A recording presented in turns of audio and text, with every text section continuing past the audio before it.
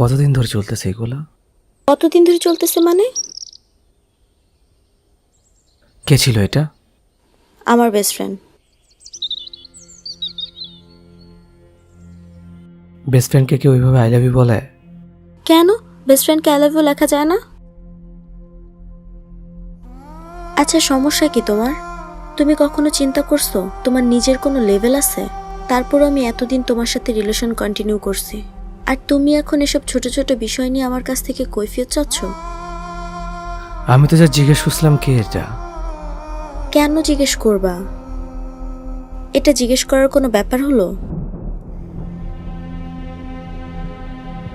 দেখো আমার আর এসব ভালো লাগতেছে না। আমি তোমার সাথে আর এই রিলেশন কন্টিনিউ করতে পারবো না। আমার মনে হয় এখন আমাদের আলাদা হয়ে যাওয়াটাই ভালো।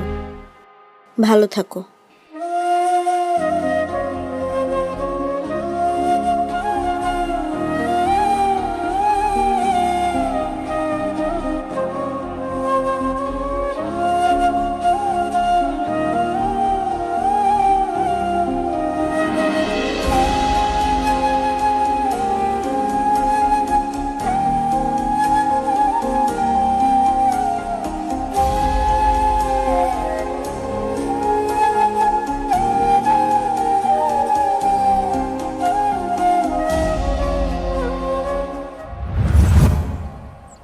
চুপ করেই থাকবা?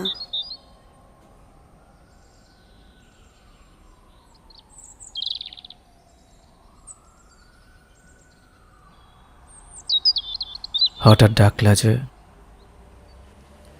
তোমার কথা অনেক মনে পড়ছিল তাই। হঠাৎ আমার কথা মনে পড়ল। বয়ফ্রেন্ডের সাথে কি ঝগড়া হয়েছে? ঝগড়া? কি হয়েছে? মানুষের জীবনের অনেক ভুল থাকে। আমার জীবনের সব থেকে বড় ভুল হলো তোমাকে কষ্ট দেয়া। তোমাকে ছেড়ে যাওয়ার পর তার সাথে খুব ভালোই চলছিল, কিন্তু সে কখনো আমার ভালোবাসার মূল্য দেয়নি। হঠাৎ একদিন সে আমাকে ডাকে, তার বন্ধুর বাসায় নিয়ে যায়। তারপর সে এক পর্যায়ে বলে ভালোবাসার প্রমাণ দেওয়ার জন্য। আমি পারিনি ভালোবাসার প্রমাণ দিতে, যার জন্য সে আজ আমার সাথে নেই। আমি ভুল করেছি, তোমাকে অনেক বেশি কষ্ট দিয়েছি, কিন্তু তোমার মায়াটা আমি এখনো কাটাতে পারিনি। মায়া? তুমি ছেড়ে যাওয়ার পর ভাগ্যেশ তোমার সাথে কখনো দেখা হয়নি আমার। দেখা হলে হয়তো তুমি আমার চোখের নিচের কালির মায়ায় পড়ে যেতে। তোমার ইচ্ছে হতো ভীষণ যত্নে আমার চোখের নিচে লেপ্টে থাকা কালির দাগ মুছে দিতে।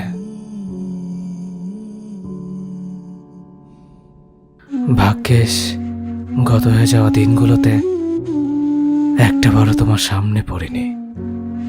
মুখোমুখি হলে আমার অসহায় মুখটা তোমার সামনে পড়ে যেত।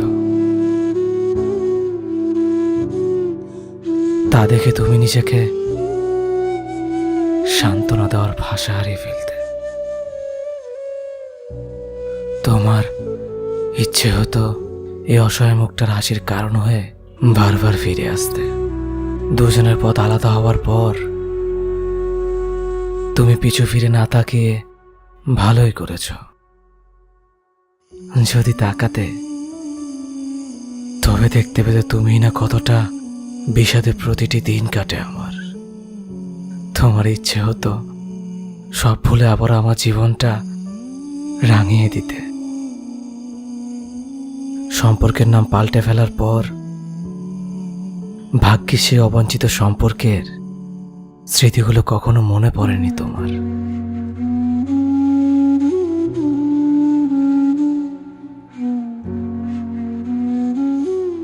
নয়তো তিল তিল করে এতদিনে গড়ে ওঠা সম্পর্কটার মায়া ত্যাগ করে এত সহজে বেরিয়ে আসতে পারতে না। তুমি চাইলে সমস্ত চাহিদা বিসর্জন দিয়ে এই অযাচিত সম্পর্কের রেস ধরেই আমার হয়ে থেকে যেতে।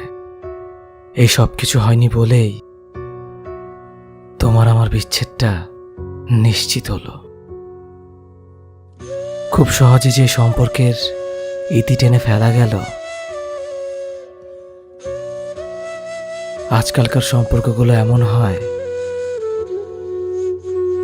শুরুটা ভালোবাসা দিয়ে আর শেষটা বিচ্ছেদ দিয়ে।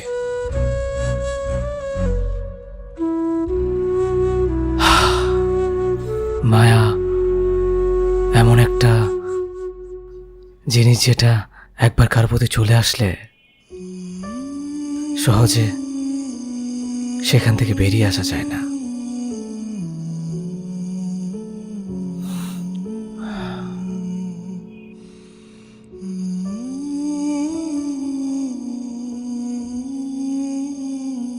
চলো না আমরা সবকিছু আগের মতো করে ফেলি।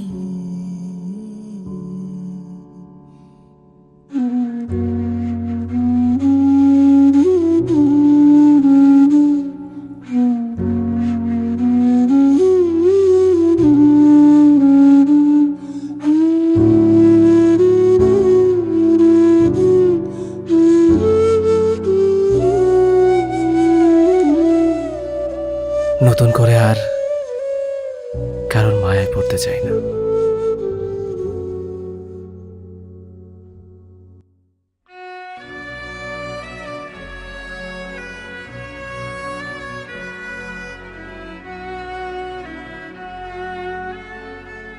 একটা মানুষকে তিলে তিলে শেষ করার জন্য একটা মানুষের মায়াই যথেষ্ট।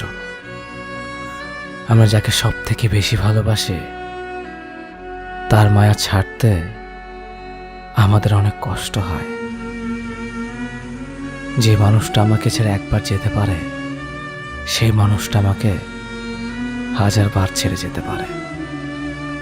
ভালোবাসা হয়তো একটা সময় শেষ হয়ে যাবে, কিন্তু কারো মায়া কখনোই না।